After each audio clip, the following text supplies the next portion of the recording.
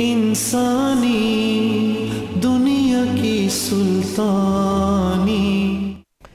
بسم اللہ الرحمن الرحیم۔ اللہ تعالیٰ کے پاکیزہ نام سے آغاز کرتے ہیں جو بہت مہربان نہایت رحم والا ہے۔ ایک امام بخاری رحمۃ اللہ علیہ نے مزید باب قائم کیا ہے۔ آپ کو پتہ ہے کتاب الطہارات چل رہا ہے، وضو کا باب ہم بیان کر رہے تھے اور اس کے تحت آنے والی احادیث آپ کی خدمت میں عرض کی ہیں۔ بعض حدیثیں ہم نے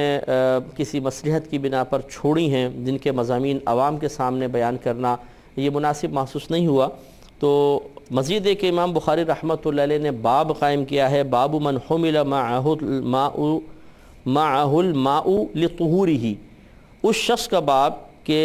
جس کے ساتھ پانی کو اٹھایا گیا ہو، لایا گیا ہو تاکہ وہ اس سے طہارت حاصل کر سکیں۔ تو یہ من سے مراد نبی کریم صلی اللہ علیہ وسلم ہیں کہ جیسے پچھلے پروگرام میں بھی آپ نے حدیث سماعت فرمائی تھی کہ جب نبی کریم صلی اللہ علیہ وسلم قضاء حاجت کے لیے تشریف لے جاتے تھے تو حضرت انس بن مالک رضی اللہ تعالیٰ عنہ فرماتے ہیں کہ میں اور ایک اور لڑکا تھا جو آپ کی خدمت کے لیے پانی لے کے جاتے تھے۔ تو اس میں بھی یہی ایک روایت ذکر کی گئی ہے، 151 نمبر حدیث پاک ہے، اور اس کے راوی بھی حضرت انس رضی اللہ تعالیٰ عنہ ہیں۔ مضمون تقریباً وہی ہے جو حدیث میں بیان ہوا کہ رسول اللہ صلی اللہ علیہ وسلم جب قضاء حاجت کے لیے نکلتے تو میں اور ہم میں سے ایک اور لڑکا آپ کے پیچھے جاتا اور ہمارے ساتھ پانی کا مشکیزہ ہوا کرتا تھا۔ تو گویا کہ خدمت گزار تھے جو نبی کریم صلی اللہ علیہ وسلم کی خدمت کیا کرتے تھے۔ تو تمام دیکھنے والوں سے ہماری گزارش ہے، اگر آپ کی کسی بزرگ سے عقیدت ہو، وابستگی ہو، جذباتی اور کوئی شرعی لحاظ سے وابستگی ہو، عقیدت کے لحاظ سے وابستگی ہو، تو اپنے بچوں کو ان کی خدمت کا موقع ضرور دیں۔ اس سے بہت فائدہ ہوتا ہے، بڑی برکات حاصل ہوتی ہیں۔ اگر ان بزرگ کا دل خوش ہوگا اس سے بھی ان بچوں کے درجات بلند ہوں گے اور اللہ تعالیٰ کی خصوصی رحمتیں ان پر نازل ہوں گی۔ اور اسی طریقے سے جیسے کہ آپ نے ایک حدیث میں سماعت فرمایا تھا کہ ابن عباس رضی اللہ تعالیٰ عنہما کہتے ہیں کہ ایک دفعہ سرکار قضاء حاجت سے واپس تشریف لائے تو میں نے وضو کا پانی رکھ دیا تھا۔ سرکار نے فرمایا کس نے رکھا ہے؟ تو بتایا گیا رسول اللہ صلی اللہ علیہ وسلم انہوں نے رکھا ہے۔ تو آپ نے حضرت ابن عباس رضی اللہ تعالیٰ عنہما کو اپنے سینے سے لگا لیا تھا اور سرکار نے پھر ان کو دعا دی کہ اللہ تعالیٰ اس لڑکے کو قرآن کا فہم عطا فرما۔ تو اگر ہم چاہتے ہیں کہ اپنی اولادوں کو، اپنے بچوں کو بھی بزرگوں کی دعائیں دلوائیں تو اور بچوں میں ایک عاجزی کا مادہ پیدا کریں، کیونکہ خدمت کرنا یہ عاجزی کے بغیر ممکن نہیں ہے، تو بچوں میں پھر عاجزی پیدا ہوتی ہے، انکساری پیدا ہوتی ہے، بڑوں کا ادب کرنا سیکھتے ہیں اور ان کی خصوصی دعاؤں کے مستحق ہو جاتے ہیں۔ اگر آپ اس سب چیزوں کی تمنا رکھتے ہیں تو کوشش کریں کہ کبھی کبھار کوئی اگر ایسے بزرگ آپ کو مل جاتے ہیں، کوئی عالم دین ہیں، کوئی مفتیان کرام میں سے ہیں، کوئی ٹیچرز ہیں، اساتذہ ہیں جو علم دین پڑھا رہے ہیں، ان کی خدمت اپنے بچوں کے سپرد کریں تاکہ بچے اس طرح بھی اپنے درجات کی بلندی کا سامان کریں۔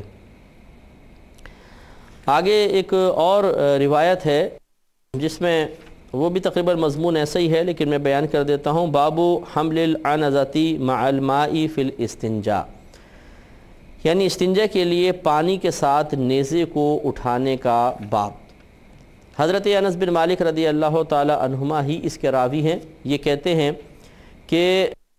میں نے نبی کریم صلی اللہ علیہ وسلم، یعنی یہ بیان کرتے ہیں کہ نبی کریم صلی اللہ علیہ وسلم جب بیت الخلاء میں داخل ہوتے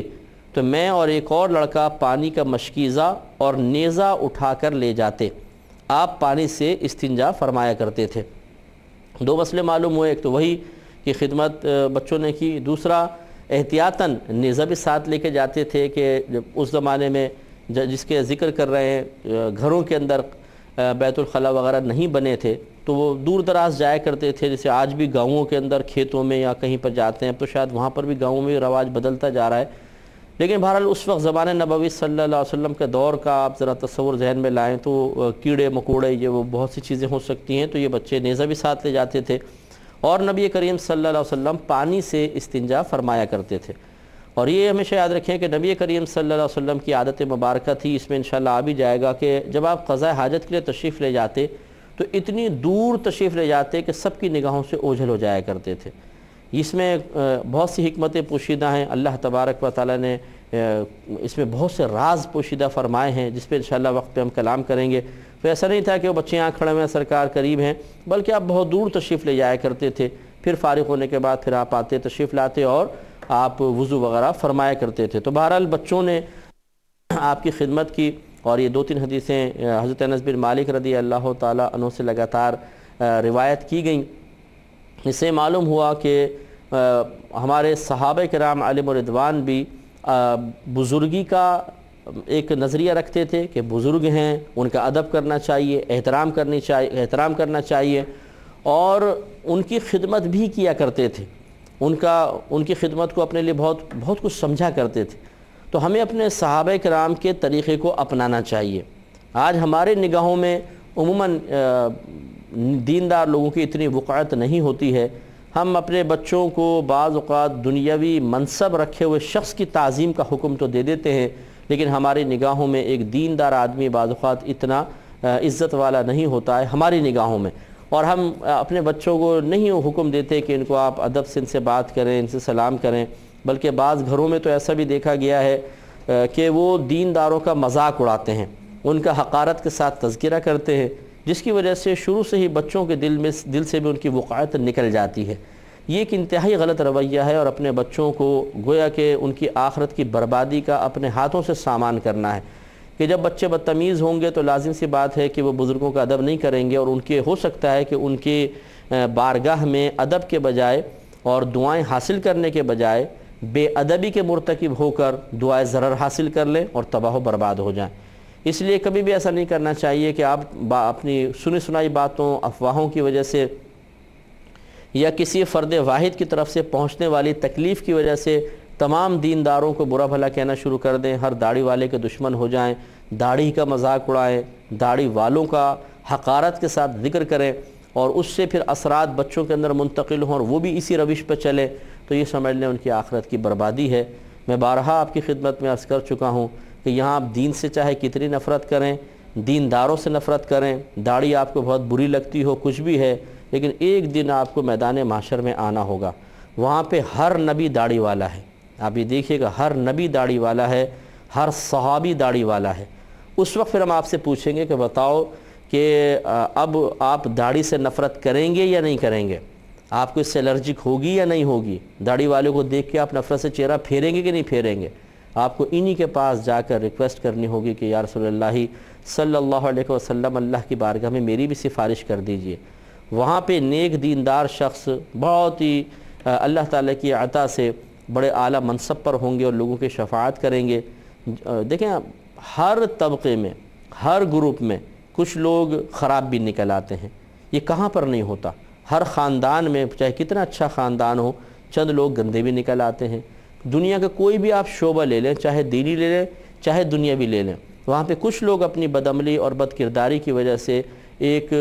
غلط تصور قائم کرواتے ہوئے نظر آتے ہیں۔ یہ ان کا اپنا فالٹ ہے، یہ ان کی اپنی غلطی ہے، یہ ان کی اپنی مسٹیکس ہیں۔ اس کی وجہ سے پورے گروپ کو، پورے طبقے کو قابل نفرت سمجھنا شروع کر دینا، یہ انتہائی مضحکہ خیز اور بالکل غلط ہے۔ اگر ایک دیندار طبقے میں ایک فرد کے کیے گئے غلط عمل کی بنا پر سب سے نفرت کرنا درست ہو، تو پھر بتائیے کہ کیا دنیا دار طبقے کے اندر کچھ لوگ ایسی غلطیاں کر رہے ہیں کہ نہیں کر رہے ہیں؟ اگر آپ کہتے ہیں ہاں کر رہے ہیں، تو پھر ہم آپ سے سوال کریں گے کہ پھر آپ نے دنیا کو کیوں نہیں چھوڑا؟ آپ نے دینداروں سے تو ملنا چھوڑ دیا، اور آپ نے کہا یار ان کے پاس بیٹھنے کا کیا فائدہ، تو پھر دنیا داروں کے پاس بھی نہ بیٹھیں۔ آپ یہ جملہ یہاں پر بھی کہیے، ان کے پاس بیٹھنے کا کیا فائدہ، کہ انہوں نے آپ کو زیادہ تنگ کیا ہوگا۔ جب آپ دینداروں کے ساتھ نہیں رہتے ہیں تو اب ہر دکھ، ہر پریشانی، ہر مصیبت ان دنیا والوں کی طرف سے آئی ہوگی، تو پھر دنیا کو بھی چھوڑ دیں۔ لیکن اس کے ساتھ تو گزارا کرنا ہے، چاہے کیسا بھی ہو۔ دیندار طبقے کو چھوڑ کے انسان سائیڈ میں بیٹھ جاتا ہے، معلوم یہ ہوا کہ اصل میں نفس و شیطان ہمیں گائیڈ لائن دے رہے ہیں، وہ ہمیں تباہ کر رہے ہیں۔ ہم سمجھتے ہیں میں اپنی ذہانت سے کام لے رہا ہوں، حقیقتاً ہماری عقل تو کام ہی نہیں کر رہی ہے۔ اگر وہ عقل کام کرتی تو ہم کبھی بھی دیندار لوگوں کو نہ چھوڑتے۔ کہ اگر دنیا میں بظاہر آپ کو ان سے کوئی فائدہ حاصل ہوتا نظر نہیں آ رہا، پہلی بات تو یہ کہ فائدوں کے لیے کسی سے آپ تعلق قائم نہ کریں، اور نقصان کی وجہ سے چھوڑیں نہیں۔ اگر اچھا شخص ہے اور وہ دیندار ہے، پاکیزہ ہے، تو بس اس کے آپ ساتھ رہنے کی کوشش کریں، اکثر اس کی صحبت میں بیٹھیں، انشاءاللہ آخرت میں آپ کو فائدہ حاصل ہوگا۔ ورنہ فائدہ جہاں ملا وہاں جا کر بیٹھ گئے تو اس کا مطلب ہے کہ پھر آپ عقیدت نہیں رکھتے ہیں، آپ بزنس کر رہے ہیں۔ کہ آپ کو جہاں پروفٹ نظر آیا، جہاں بینیفٹس نظر آئے، آپ وہاں پر جا کر بیٹھ گئے، تو پھر یہ تو مناسب چیز نہیں ہوتی ہے۔ تو اس لیے آپ اگر دینداروں سے تعلق قائم رکھیں گے، دنیا میں اگر فائدہ نہیں بھی ہوا بالفرض، انشاءاللہ آخرت میں بہت ہوگا۔ اور خصوصاً مرتے وقت میں نے ایک حدیث پاک پڑھی تھی، شرح الصدور بشرح حال الموتى والقبور، علامہ جلال الدین سیوطی صاحب رحمۃ اللہ علیہ کی یہ کتاب ہے۔ اس میں ایک حدیث پاک پڑھی تھی کہ نبی کریم صلی اللہ علیہ وسلم نے ارشاد فرمایا کہ جب کسی شخص کا انتقال ہوتا ہے تو جو اس کے ہم مجلس لوگ تھے، جن کے ساتھ وہ اکثر اٹھتا بیٹھتا تھا، ان کی صورتیں اس کی شکل کے سامنے لائی جاتی، اس کی نگاہوں کے سامنے لائی جاتی ہیں۔ اب آپ خود سوچ لیں، اگر آپ دیندار لوگوں کے ساتھ بیٹھے ہیں تو یہ وقت ایسا ہے کہ اس میں شیطان کو دور کرنا ہے، آدمی کی طبیعت پہ پریشانی ہوتی ہے، اضطراب ہوتا ہے، روح نکل رہی ہوتی ہے، تکلیف ہوتی ہے، اس وقت دیندار لوگوں کا دیکھنا یہ طمانینت کا سبب بنے گا، سکون کا سبب بنے گا۔ لیکن اگر ہم دینداروں سے نفرت کر کے دور رہے اور ہمارے دوستوں کی فہرست میں چرسی، موالی، شرابی، زانی، بے نمازی، ماں باپ کو برا بھلا کہنے والے اور دین سے نفرت رکھنے والے ہوں گے تو ان کے چہرے سامنے آئیں گے، اور ان کے چہرے یقینی سی بات ہے کلمہ تو یاد نہیں دلوائیں گے۔ ان کو دیکھ کر کوئی کلمہ یاد آئے گا، ان کو دیکھ کے کوئی شیطان سے دوری انسان حاصل کر سکتا ہے، بلکہ اور ایمان کمزور ہو جائے گا۔ تو اس لیے اچھی صحبت رکھیں، یہ بہت ضروری ہے۔ تو بہرحال ضمناً یہ بات آ گئی۔ اگلا باب دیکھیں، باب النہی عن الاستنجاء بالیمین، یعنی دائیں ہاتھ سے استنجا کرنے کی ممانعت کا باب۔ حضرت ابو قتادہ رضی اللہ تعالی عنہ اپنے والد سے روایت کرتے ہیں کہ نبی کریم صلی اللہ علیہ وسلم نے ارشاد فرمایا کہ جب تم میں سے کوئی شخص کچھ پیے تو برتن میں سانس نہ لے، اور جب وہ بیت الخلاء میں جائے تو اپنے دائیں ہاتھ سے اپنے ستر کو نہ چھوئے اور نہ دائیں ہاتھ سے استنجا کرے۔ اس حدیث پاک میں نبی کریم صلی اللہ علیہ وسلم نے 3 تلقین فرمائی ہیں۔ پہلی بات تو یہ کہ جب تم میں سے کوئی شخص پیے تو برتن میں سانس نہ لے۔ میڈیکل سائنس بھی ہمیں یہی کہتی ہے کہ اگر آپ سانس لیں گے تو آپ کاربن ڈائی آکسائڈ خارج ہوتی ہے ہماری ناک سے جیسے، تو وہ اس میں پانی کے اندر جا کے ٹکرائے گی۔ پھر اس کے علاوہ ویسے بھی سانس سے جو فضا میں جرثومے ہوتے ہیں وہ جا کے پانی کے اندر شامل ہوں گے پریشر کی وجہ سے، اور بھی کئی نقصانات ہیں۔ تو نبی کریم صلی اللہ علیہ وسلم نے پہلی بات تو یہ کہ سانس لینے سے پانی کے درمیان پیتے ہوئے منع فرمایا۔ دوسری بات یہ کہ جب بیت الخلاء میں جائیں تو اپنے دائیں ہاتھ سے یعنی سیدھے ہاتھ سے اپنے ستر کو نہ چھوئیں، کیونکہ سیدھا ہاتھ یہ پاکیزہ کاموں کے لیے ہے، اور اسے کسی ایسے مقام پر لگانا کہ جس مقام پر جس مقام کو ہم گندہ تصور کرتے ہیں اس سے نجاست کا خروج ہوتا ہے، یہ مناسب نہیں ہوتا۔ اس کے لیے اللہ تعالیٰ نے ہمیں الٹا ہاتھ مختص کیا ہے، نبی کریم صلی اللہ علیہ وسلم نے اس کو منتخب فرمایا ہے۔ تو اس سے ذرا آپ اندازہ کر لیں، اور میں زیادہ تفصیل میں نہیں جا سکوں گا بہت سی مصلحتوں کی بنا پر، اس لیے کہ غور کیجئے گا اچھی طریقے سے کہ جب شریعت صرف سیدھے ہاتھ کو ایک خراب جگہ پر استعمال کرنا پسند نہیں کرتی، تو پھر اس سے زیادہ جو بڑے بڑے ہم برے کام کرتے ہیں، خراب کام ہیں، غلیظ کام ہیں، جس کو طبیعت بھی ناپسند کرتی ہے، جس کو شریعت ناپسند کرتی ہے، وہ بدرجہ اولا غیر مناسب ہوں گے۔ اس میں ذرا تھوڑا ہمیں توجہ کرنی چاہیے۔ اور نبی کریم صلی اللہ علیہ وسلم نے فرمایا کہ یعنی راوی کہتے ہیں کہ نبی کریم صلی اللہ علیہ وسلم دائیں ہاتھ سے استنجا، یعنی آپ کی تلقین ہے کہ دائیں ہاتھ سے استنجا نہ کیا جائے، کیونکہ یہ سیدھے ہاتھ کو آلودہ کرنا ہے، اس کو اچھے کام کے لیے اللہ تعالیٰ نے مختص فرما دیا ہے، تو اس لیے کوشش کرنی چاہیے کہ الٹے ہاتھ سے ہی یہ تمام کام ہوں۔ اور یہاں پہ وہ حدیث موجود نہیں ہے، ابن ماجہ کی روایت ہے، نبی کریم صلی اللہ علیہ وسلم نے ارشاد فرمایا کہ سیدھے ہاتھ سے کھاؤ، سیدھے ہاتھ سے پیو، سیدھے ہاتھ سے لو اور سیدھے ہاتھ سے دو،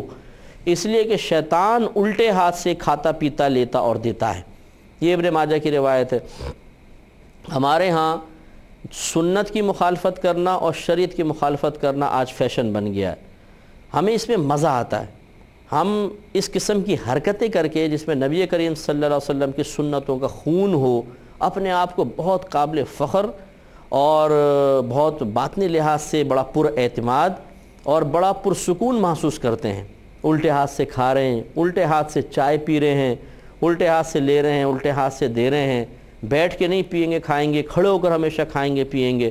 تو یہ سب غلط طریقہ ہے، یہ ہمارے نبی کریم صلی اللہ علیہ وسلم کے طریقوں کے خلاف ہے۔ جو شخص نبی کریم صلی اللہ علیہ وسلم کی، اور خصوصاً مسلمان، کہ جو مسلمان اپنے نبی کریم صلی اللہ علیہ وسلم کے طریقوں کی مخالفت کرتے ہوئے عزت تلاش کرے گا، بتائیے اس کو عزت مل سکتی ہے؟ اگر کچھ لوگوں کی نگاہوں میں اپنی دانست میں وہ ان حرکتوں کے ذریعے کوئی مقام پا رہا ہے یا مقام بنا رہا ہے تو یہ اس کی بہت بڑی بھول ہے۔ یہ اس کو افسوس کرنا چاہیے اپنی سوچ پر، اس پست ذہنی پر، کہ اس قسم کی حرکتیں اللہ کو پسند نہیں، اس کے رسول کو پسند نہیں ہیں۔ بظاہر بہت چھوٹی سی چیز ہے، سیدھے ہاتھ سے دینا لینا، کھانا پینا، بظاہر بہت ہی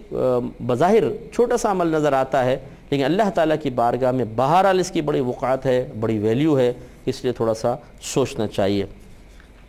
تو ہمیں کوشش کرنی چاہیے کہ اپنے سیدھے ہاتھ سے اچھا کام کریں، اور جو ایسے کام جو کراہت والے ہیں الٹے ہاتھ سے کرنے چاہیے۔ 19واں باب یہی قائم کیا ہے کہ پیشاب کرتے وقت اپنے ستر کو دائیں ہاتھ سے نہ چھوئیں۔ تو نبی کریم صلی اللہ علیہ وسلم، وہی حضرت ابو قتادہ رضی اللہ تعالیٰ عنہ اپنے والد سے روایت کرتے ہیں، اور وہ نبی کریم صلی اللہ علیہ وسلم کے بارے میں کہتے ہیں کہ آپ نے ارشاد فرمایا، جب تم میں سے کوئی شخص پیشاب کرے تو اپنے ستر کو دائیں ہاتھ سے نہ چھوئے، اور نہ اپنے دائیں ہاتھ سے استنجا کرے، اور نہ برتن میں سانس لے۔ مضامین تھوڑا سا آگے پیچھے ہو جاتے ہیں لیکن بات تقریباً وہی ہے۔ تو معلوم یہ ہوا کہ ان تین امور میں احتیاط کرنی چاہیے۔ اگلا باب قائم کیا ہے باب الاستنجائی بالحجارہ، پتھر کے ساتھ استنجا کرنے کا باب۔ دیکھیں پہلے اس کو سمجھ لیں کہ پہلے دور میں پانی کی چونکہ بہت زیادہ قلت تھی تو مٹی کے ڈھیلے استنجے کے لیے استعمال کیے جاتے تھے، اور اس سے خشک کیا جاتا تھا، سفر کے دوران استعمال کرتے تھے، تو اس لیے اس دور میں یہ استنجا ڈھیلے وغیرہ استعمال ہوتے رہے ہیں۔ آج بھی اگر کوئی ان مسائل کو ذہن میں رکھ لے تو یہ فائدہ دیتے ہیں۔ مثال کے طور پہ جیسے بہت سے ہمارے دوست ہیں بزنس کرتے ہیں، وہ چائنا جاتے ہیں، وہاں پہ استنجا خانوں میں پانی نہیں ہے، تو اب وہ بڑے پریشان ہوتے ہیں کہ کریں کیا، پیشاب وغیرہ کی آپ کیسے سکھائیں، کیا کریں۔ تو یہ جو ٹیشو پیپر ہوتا ہے یہ پھر اس کے یعنی ڈھیلے کے قائم مقام ہے۔ اسی طرح کپڑے کی قطرنیں جو ہیں یہ بھی ڈھیلے کے قائم مقام ہوتی ہیں۔ خصوصاً ہماری پاکستان کی ٹرینز جو ہیں یہ بھی بعض اوقات وہی سابقہ دور میں لے جاتی ہیں ہمیں، بہت پرانے دور میں، کہ جہاں پر پانی ناپید، اور وہاں پہ آدمی استنجا خانے میں داخل ہو گیا تو بس پھنس گیا، کہ وہ ٹوٹی جب کھولتے ہیں تو ہوائیں نکلتی ہیں، پانی ہوتا ہی نہیں ہے۔ تو یہ ہمارا نکمہ پن ہے۔ صحیح بات یہی ہے کہ ہمیں اس کو تسلیم کرنا چاہیے، اور اس میں بنیادی سہولتیں تک نہیں ہوتی ہیں بعض اوقات ٹرینز میں، اس میں پھر یہ مٹی کے ڈھیلے وغیرہ آپ کون اٹھا کے چلے اتنے بڑے بڑے ڈھیلے، تو اس میں پھر قطرنیں اور اس قسم کے ٹیشو پیپر بہت فائدہ دیتے ہیں۔ کاغذ سے استنجا کرنا چاہیے نہیں کرنا چاہیے اس پہ میں کلام کروں گا، لیکن نیکسٹ پروگرام میں۔ وآخر دعوانا ان الحمدللہ رب العالمین۔ اے اللہ، اے